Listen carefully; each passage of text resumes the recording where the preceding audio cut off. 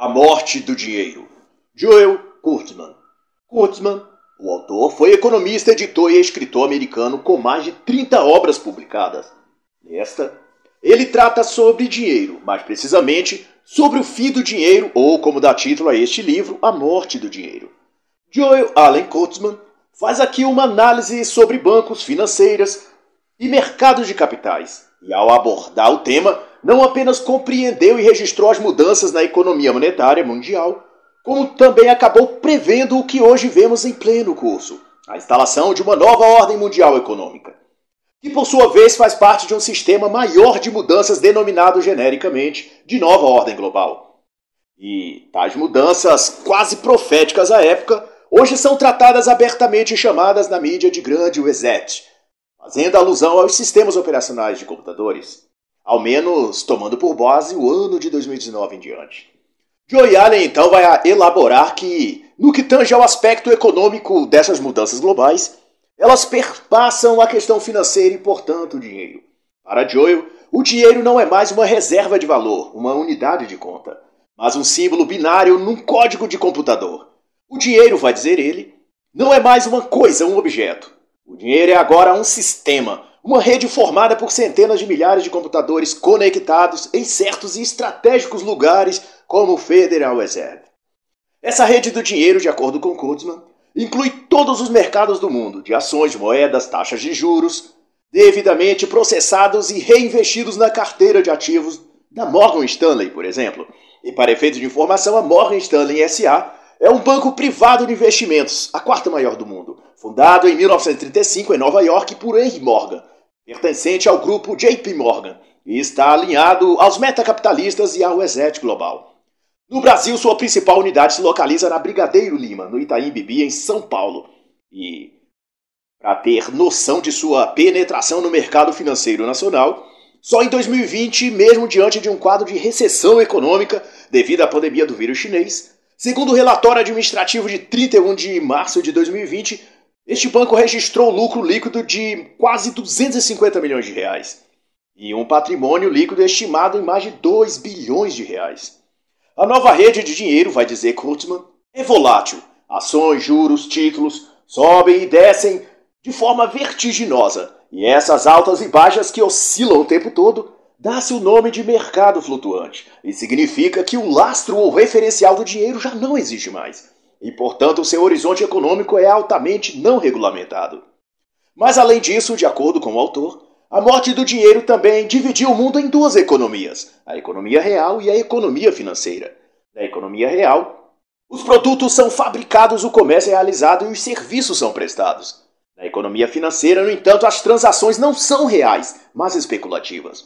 Elas comercializam não coisas, mas números, instrumentos financeiros, títulos, ações, dívidas, e embora movimente trilhões de dólares por dia, simplesmente não pode ser lastreada.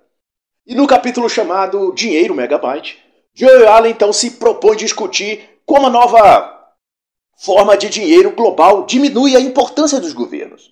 De acordo com o autor, nessa nova economia iniciada pela mudança do dinheiro, não apenas o modo de produção será alterado, mas também o conceito de propriedade, de riqueza e do que é público e privado. Todas essas alterações são capítulos que começaram anos atrás, mas cujo desfecho ainda virá.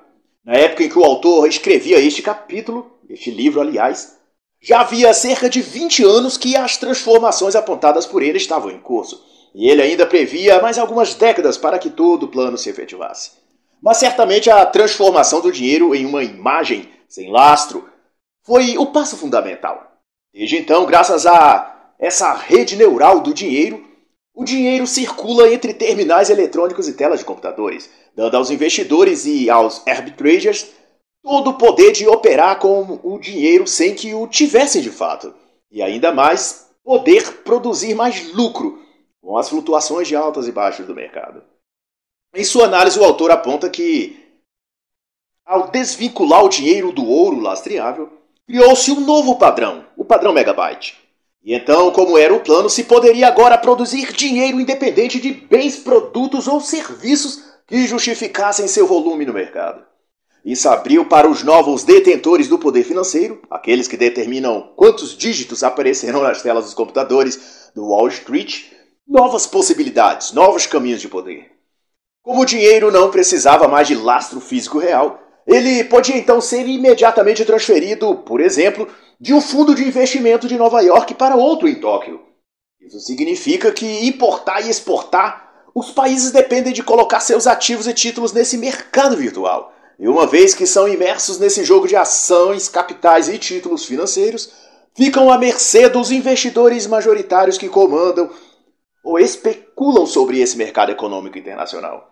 Daí basta uma transferência de títulos, ou melhor, dos números na tela de um computador para outro, do outro lado do mundo, e a receita, lucro ou ganhos de um país pode subir ou descer. E corresponde dizer que quem comanda o mercado financeiro comanda também o bem-estar econômico da maioria dos países lastreados não no ouro, mas no megabyte. Esses investidores internacionais, por sua vez, possuem mais poder econômico efetivo sobre um determinado país do que propriamente o governo daquele país em questão. Ao comprar ou vender lotes de empréstimos de ações, fundos de pensão ou hipotecas, esses investidores controlam tudo que sai ou entra em números econômicos daquele país. Eles, portanto, controlam o jogo. O mundo em que funciona essa nova economia, vai dizer o autor, assemelha-se mais a uma comunidade fechada e com regras próprias do que a um modelo de economia normal estudado nas faculdades. E esse novo espaço eletrônico onde as transações financeiras são operadas, quem controla são os investidores internacionais e não os governos locais. E não por menos o autor ressalta ao fim do primeiro capítulo que a riqueza das nações, para parafrasear Adam Smith, depende hoje menos da economia e do dinheiro e mais do bom ou mau humor de um investidor financeiro. E o autor destaca que conforme essas transformações ocorriam, uma nova mentalidade então ia tomando posse daqueles que operavam as grandes firmas de Wall Street. Já não se pensava mais em mercado financeiro ou bolsa de valores como investimento, mas como transações econômicas. Isso quer dizer que ninguém desejava mais comprar ativos e conservá-los.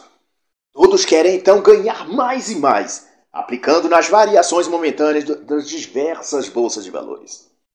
E nesse mercado de transações, vai também dizer o autor, o que conta não é o dinheiro que você possui, mas o quanto de informação você movimenta.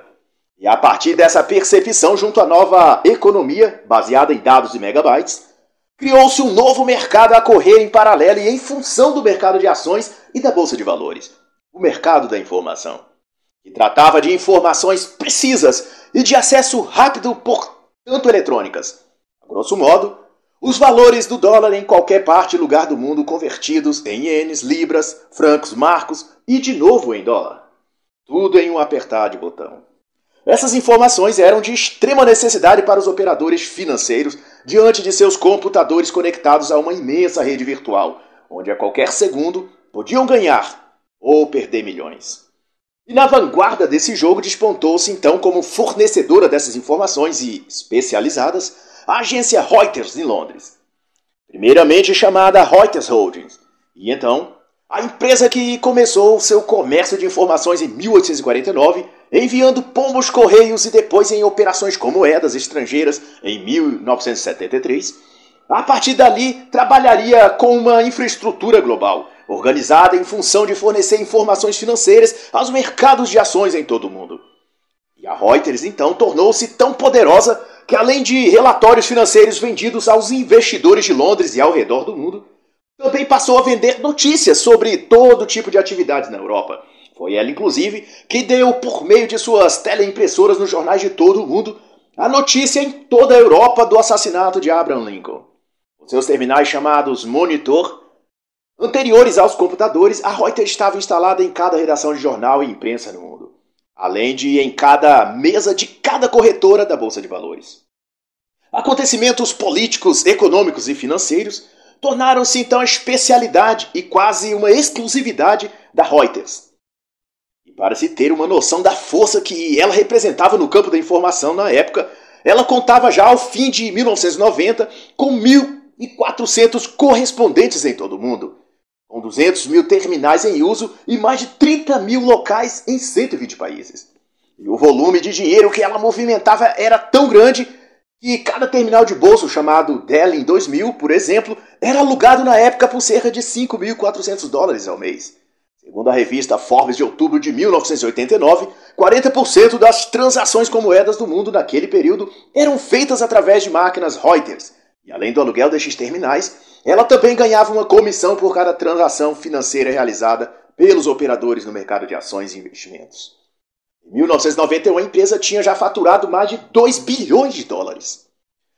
E outro dado que o autor vai soerguer em sua discussão sobre as mudanças econômicas que esvaziaram o dólar de seu poder é que antes da mudança do padrão do dólar e toda a reestruturação no mercado financeiro, nada disso aconteceu por mero acaso. Antes disso, o ambiente propício foi criado, ou na melhor das hipóteses, um determinado ambiente foi esperado que acontecesse. Neste caso, um conjunto de circunstâncias sociais e econômicas que possibilitaram o clímax e ocasião perfeitos.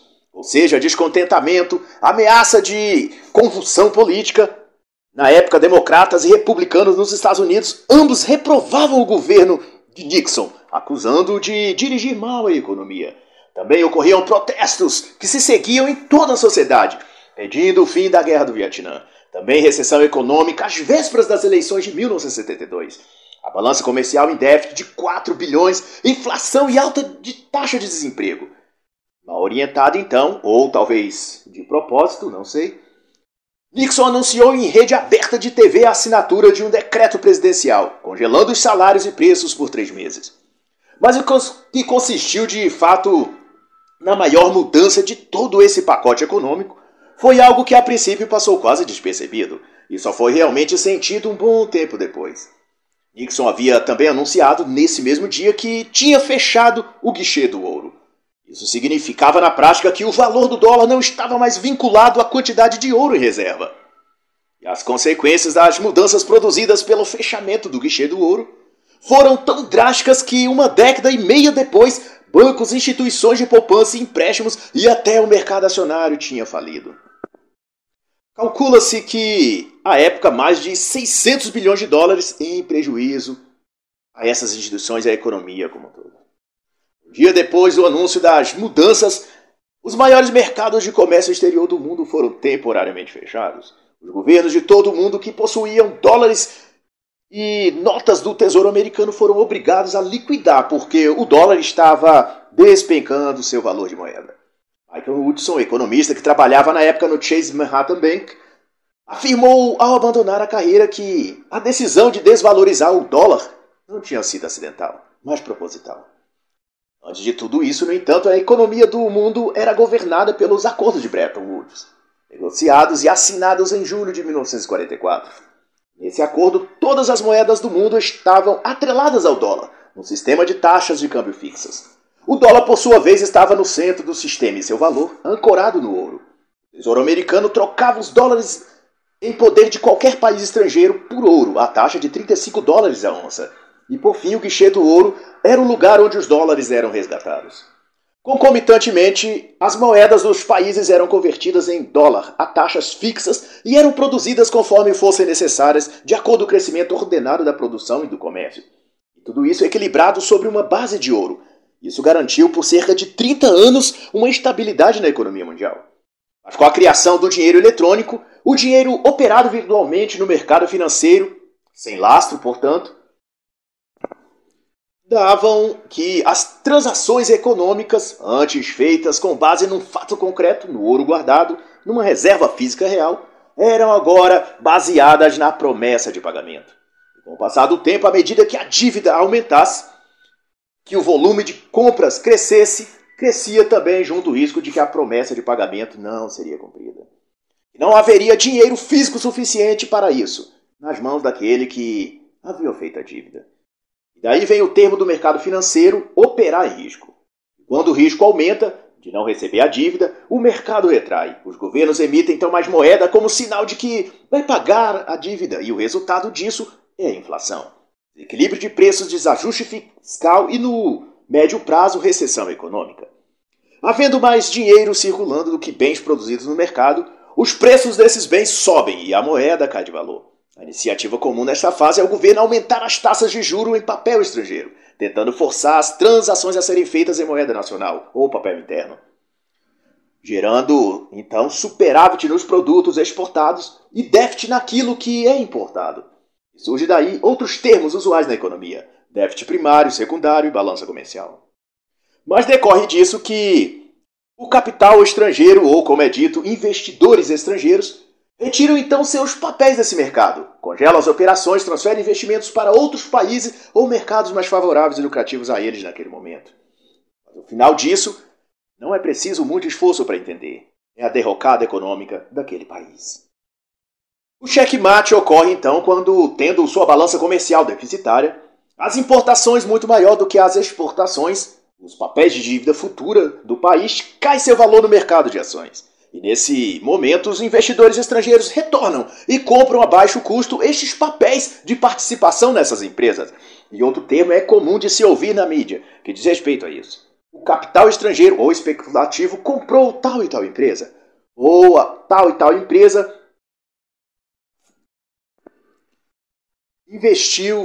recebeu investimento, aliás, do capital estrangeiro. E então o autor irá concluir que os investidores que controlam os fundos de capital especulativo do mundo são quem controlam também a nova economia mundial. E de tudo isso eu faço aqui uma observação que, não por menos, o cenário econômico e social atual reflete o mesmo da década de 1970, quando essas mudanças foram determinadas. Inflação, crise econômica, protestos, descontentamento político, supostas ameaças à estabilidade do país, etc. Todo esse jogo de cena, que se viu no período da mudança do dólar e da nova economia, agora também se vê nos noticiários no ano base de 2020. É possível que também se anuncie em breve uma outra nova economia. Na mídia já se ouve dizer do chamado Grande Reset Global. E líderes mundiais assumiram pretender discutir isso no Fórum Econômico Mundial em 2021. E para se ter ideia, a China já anunciou em 2020 que breve estará eliminando também suas operações comerciais e financeiras com dinheiro físico. Ela anunciou sua nova moeda digital. E assim como na época de Nixon, uma grande mudança nos parâmetros econômicos do mundo é planejada a partir dos bastidores do poder. Líderes globais já deixam transcorrer sussurros de que há uma imensa bolha de dívida global prestes a explodir. E apenas uma reinicialização dos bancos, do sistema monetário e do próprio mundo poderá reajustar a ordem global. E a origem desse caos econômico, e que por conseguinte gerou essa bolha de dívidas futuras, foi justamente essa perda do lastro de dinheiro, ao transportar todo o comércio mundial para dentro da bolha especulativa, ou seja, aonde as transações comerciais são feitas com taxas de câmbio flutuantes. As empresas não têm como se protegerem dos riscos de não receber ou de receber menos do que deveriam. Pois que nesse novo mercado financeiro, iniciado em Nixon, décadas atrás, elas precisam comprar e vender em moedas estrangeiras, sob forma de contratos futuros, notas do governo, hipotecas. E para se ter noção de como esse jogo é imoral e selvagem, as empresas não podem, por exemplo, simplesmente deixar seu dinheiro numa conta bancária rendendo juros. O próprio sistema monetário dos bancos varrem essas contas e aplicam dinheiro onde o rendimento for maior para ela. E outro termo aqui pode ser destacado para efeito informativo. Essa operação chama-se portfólio de mercado.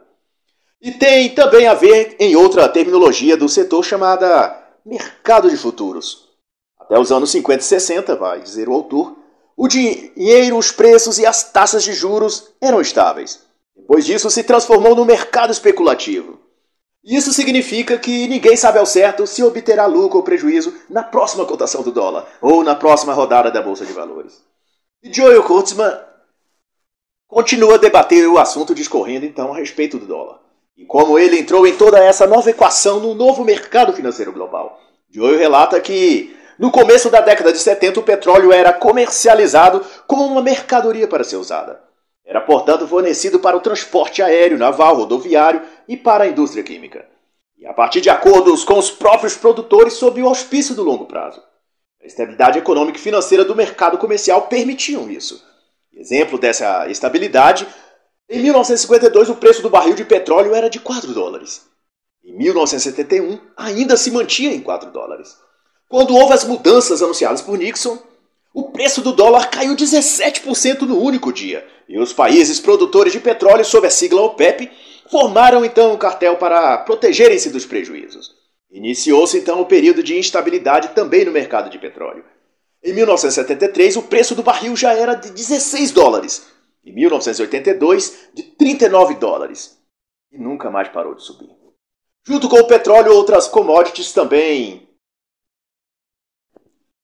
sofreram aumento de preço. A borracha, os metais, o café, cereais. Isso alavancou o preço de todo o resto da economia num efeito de cascata. O preço dos aluguéis, dos imóveis, e ao fim da década de 70 a elevação geral de preços chegava a cerca de 400%. Com o aumento da acumulação de dólares na indústria do petróleo, devido aos altos preços cobrados por barril, estes lucros passaram a ser investidos em ações, títulos e no Tesouro Americano. Calcula-se que já em meados de 1970, os 300 bilhões de dólares que os Estados Unidos tinham no exterior já haviam dobrado de valor. Pois como não havia mais lastro para a moeda americana, cada novo poço de petróleo aberto gerava-se uma especulação estratosférica do quanto de barris seriam produzidos. Baseados nessa especulação, novos créditos eram emitidos, novas notas de dólares eram produzidas, máquinas e equipamentos, bens e serviços eram transacionados, tudo com base no que um simples poço de petróleo poderia vir a produzir.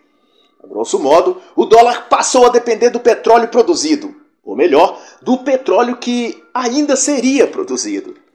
Era o início do que viria a ser chamado petrodólares. E cheios de créditos do petrodólares, os bancos mundiais passaram a buscar clientes que tomassem empréstimos e cooptaram os países emergentes como Brasil, Argentina, México, para que fizessem empréstimos de bilhões de dólares sob o convencimento de que eles poderiam investir em seus respectivos setores industriais e assim elevar-se de subdesenvolvidos para potências industriais.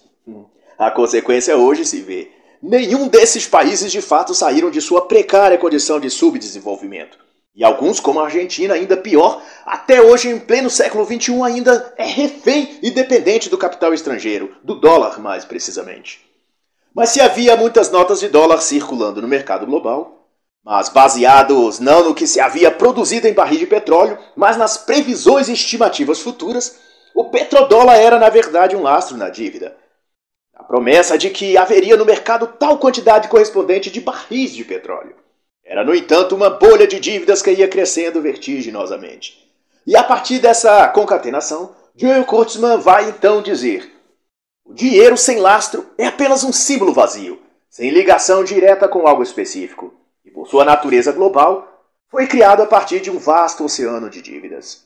E o autor faz ainda um adendo sobre essa questão. Vai dizer que o Federal Reserve nos Estados Unidos é quem sai lucrando com isso, pois ele multiplica o número de dólares em circulação à medida que empresta.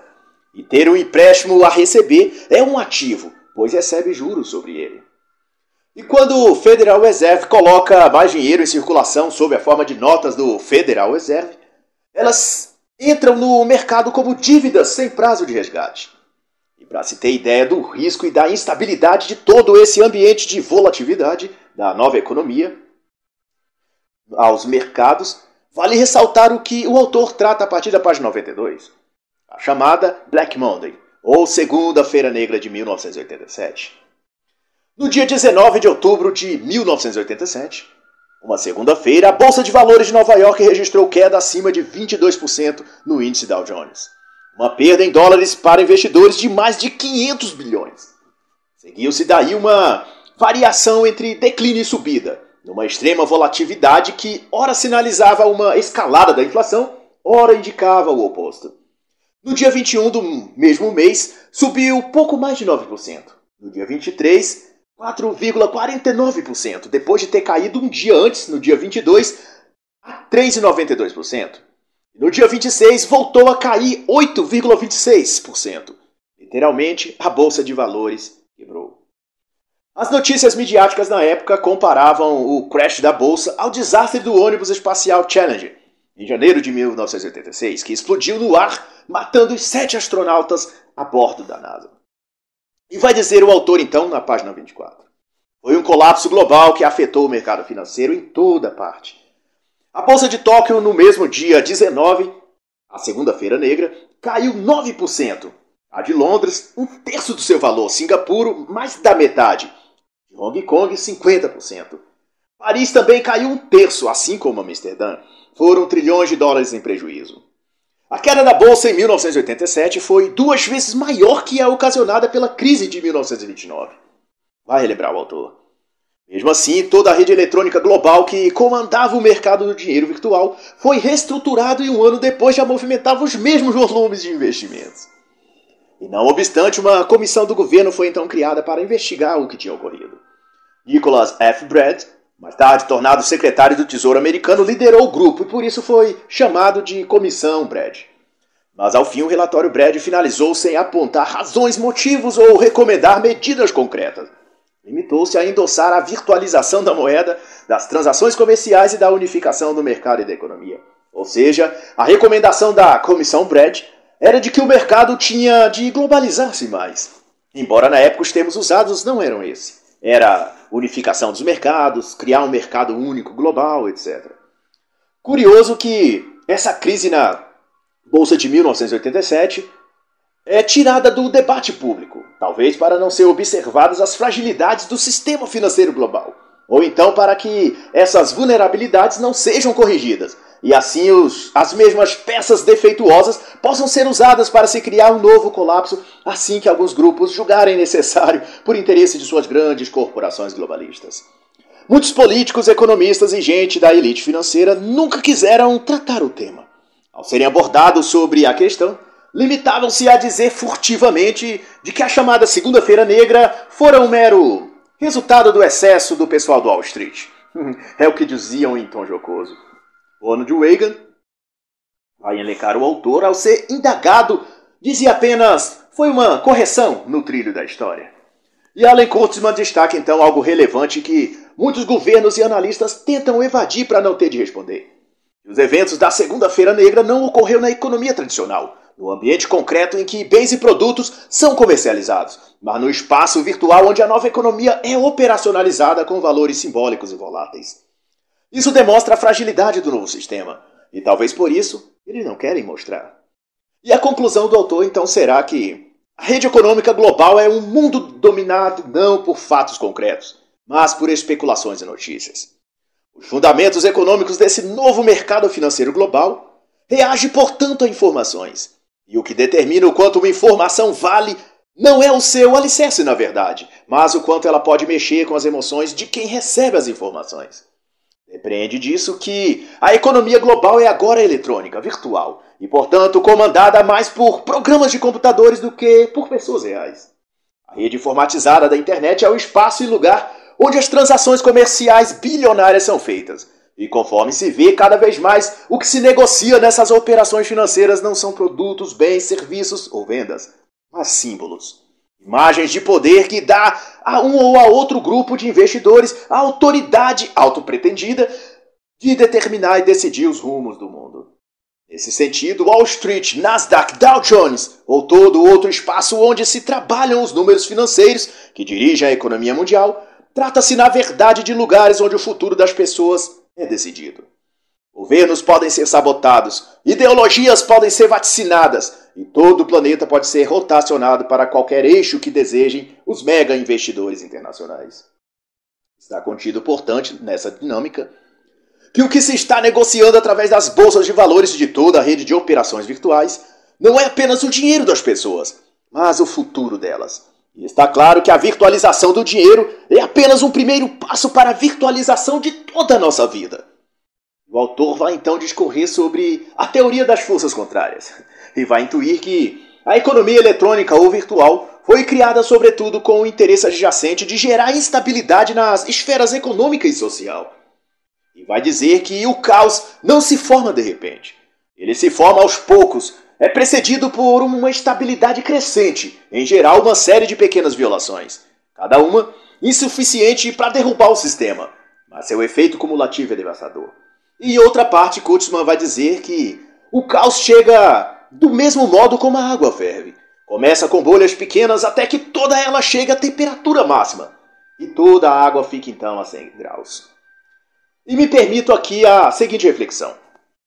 Ao levantarmos os ocorridos, a série de pequenos movimentos ocorrentes no mundo desde que Donald Trump foi eleito nos Estados Unidos, e Jair Bolsonaro no Brasil, essas pequenas séries de eventos caóticos não estariam, por hipótese, elevando a temperatura social e política para uma ebulição total? Protestos pelo mundo contra as girafas queimando na Amazônia. Na Alemanha, inclusive, chegou-se a noticiar que elefantes estariam morrendo queimados na floresta. A série de boicotes aos produtos brasileiros, ameaçados pela China, por exemplo. Nos Estados Unidos, o show de acusações da mídia contra Donald Trump, sob a alegação de que ele estava em conluio com a Rússia para favorecimento nas eleições. Depois, acusações diversas sobre suposta ingerência tanto do governo Trump como de Bolsonaro no Brasil em relação ao modo como ambos conduziram as tratativas sanitárias ao combate ao Covid, a ação do Black Lives Matter e a derrubada de símbolos históricos, as tentativas de ações violentas dos grupos antifascistas com o total apoio da mídia.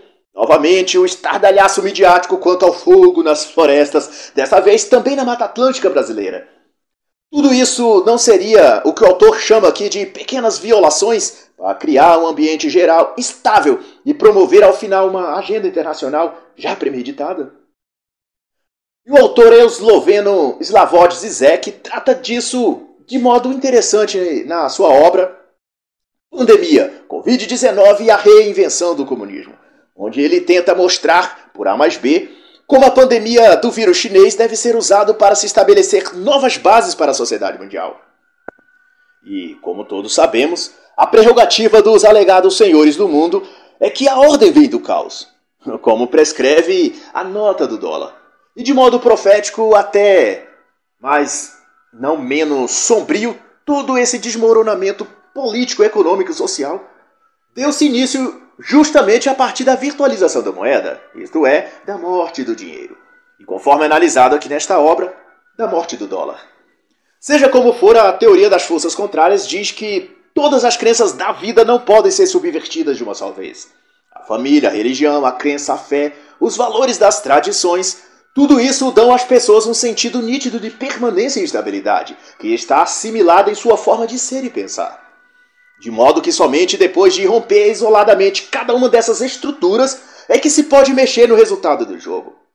Essa é na realidade a técnica de Gramsci, explicada de outra forma. Em outra alusão é como desestabilizar o time e causar vulnerabilidade, fazendo com que o atacante e artilheiro do time adversário seja machucado e substituído. Em seguida, provocar a expulsão do melhor zagueiro. Depois, fazer o mesmo com quem articula o meio-campo ou faz ótimos cruzamentos na grande área, desfalcando o adversário em 3 ou 4 pontos estratégicos, em seus melhores jogadores. E todo o restante do time então se desequilibrará e perderá seu poder de ataque e defesa, tornando-se vulnerável e, consequentemente, perdendo o jogo.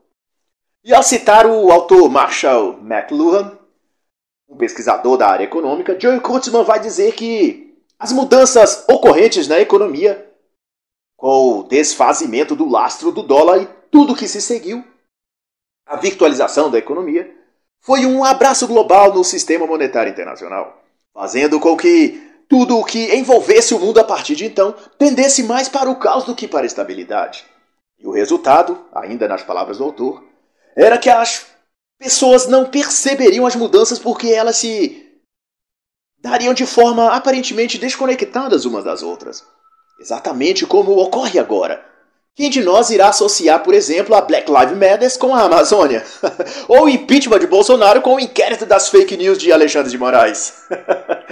E o autor então arremata: este é um mundo complicado, em que grande parte do mistério e do significado das coisas está abaixo de nossa percepção. Exatamente como os milhares de cabos e fios que transmitem a internet de lugar a lugar, sem que possamos ver. Ela está ali, em toda parte e lugar. Mas o centro que a comanda não é visto nem sentido por nenhum de nós. Por isso não enxergamos os pontos onde cada um daqueles fios se conectam. Do mesmo modo que os pontos que interligam cada fato em nosso ambiente social, político e econômico também não podem ser detectados pela maioria das pessoas comuns. Como diz o próprio autor, as pessoas simplesmente não acompanham as mudanças que ocorrem diante delas, porque foram fragmentadas e todo o seu escasso tempo ou força mental é gasto tentando reunir os pedaços delas mesmas que estão separadas e distribuídas em dezenas de distrações distintas, feitas para ocupar seu tempo e sua atenção. E Kurtzman vai então finalizar dizendo: as mudanças que estamos testemunhando fazem parte de uma transição dolorosa para o novo mundo, que na época ele chamava de um mundo como um todo, mas que podemos dizer agora sem meios termos: é a nova ordem mundial. E assim encerra a análise do livro A Morte do Dinheiro, de Joel Kurtzman.